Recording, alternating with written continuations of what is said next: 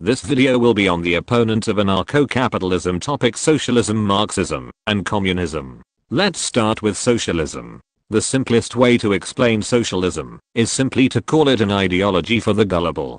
Now before we go deeper, let's look at the definitions of these ideologies.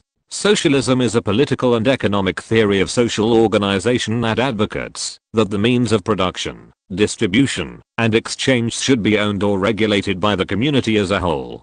Synonyms: leftism, welfarism, more. Policy or practice based on the political and economic theory of socialism. Synonyms: leftism, welfarism, more. In Marxist theory, a transitional social state between the overthrow of capitalism and the realization of communism. First off, anyone who understands basic economics noticed that socialism advocates that the means of production, distribution, and exchange should be owned or regulated by the community as a whole, is odd considering capitalism advocates that everyone have the right to private property and the right to defend their property, not to mention create a business around their property, as well as how their property is exchanged, and they can distribute it as well or hire someone to do it for them. So this is possibly a show of their lack of understanding for capitalism in general. And next we have a warring bit of text. In Marxist theory, a transitional social state between the overthrow of capitalism and the realization of communism.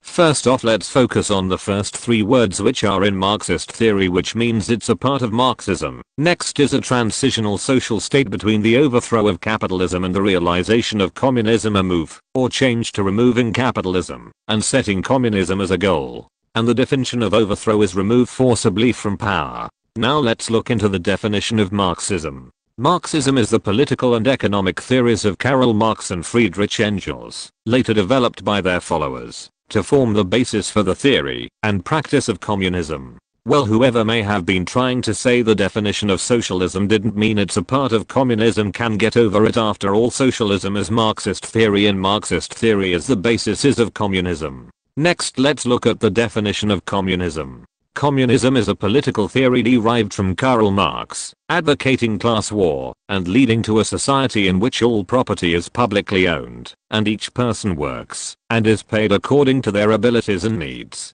So socialism wants the means of production, distribution, and exchange should be owned or regulated by the community as a whole. And communism wants everything to be publicly owned. Government owns public property, you idiots. So socialism is by definition Marxism, and Marxism is by definition the basis of communism. If you're a socialist or Marxist, you now know why they call you a commie.